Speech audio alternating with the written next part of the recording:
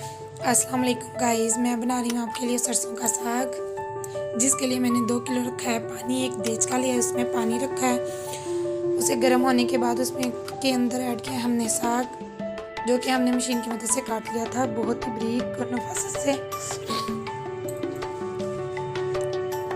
Machine की मदद से काटा हुआ साग जल्दी गल भी जाता है और बहुत मज़े का बनता है और ज़्यादा मेहनत भी नहीं होती।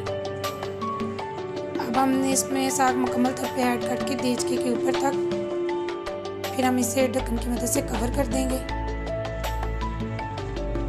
ताकि ये अंदर से अच्छी तरह पक जाए। जब हमारा साग पकने लग जाएगा और थोड़ा सा नीचे हो जाएगा तो हम इसके अंदर ऐड करेंगे पालक। हमने साग का 4 हिस्सा लिया है, यानी कि चौथाई हिस्सा। ज़्यादा पालक नहीं लेंगे, इससे साग का टेस्ट ख़राब होगा। और बाथू, अगर आपके पास बाथू है तो आप इसमें वो भी शामिल कर सकते हैं। बाथू से भी साग का टेस्ट बहुत अच्छा बनता है। हमने इसके अंदर बाथू भी ऐड किया है।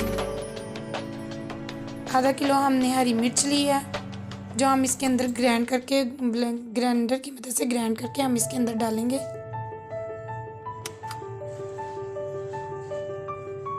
और इसे 3 से 4 घंटे के लिए पकने के लिए छोड़ देंगे।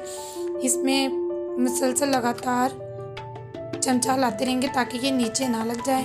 15 से 20 मिनट के बाद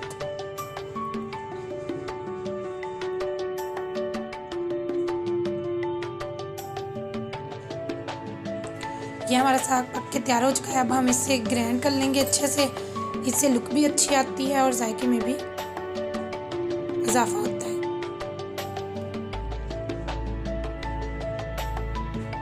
उसके बाद हम इसमें गंदम का आटा शामिल करेंगे, बिल्कुल देसी तरीके से। अगर आपके पास मकई का आटा है तो आप इसमें वो भी शामिल कर सकते हैं। हम इसे अच्छे से हिलाएंगे ताकि इसके अंदर आटे की गुठलियां ना बने। आटा डालने से साग में थिकनेस पैदा होती है।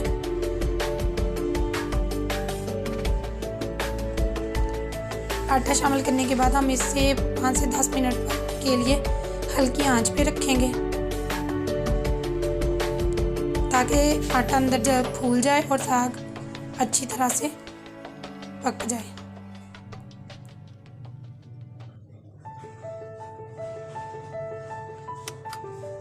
हमारा साग तैयार है। आपको कैसा लगा कमेंट सेक्शन में ज़रूर बताएं। लाइक करें, कमेंट करें, सब्सक्राइब करें। और इसको तड़का लगाने का तरीका मैं इंशाल्लाह आपको नेक्स्ट वीडियो में बताऊंगी।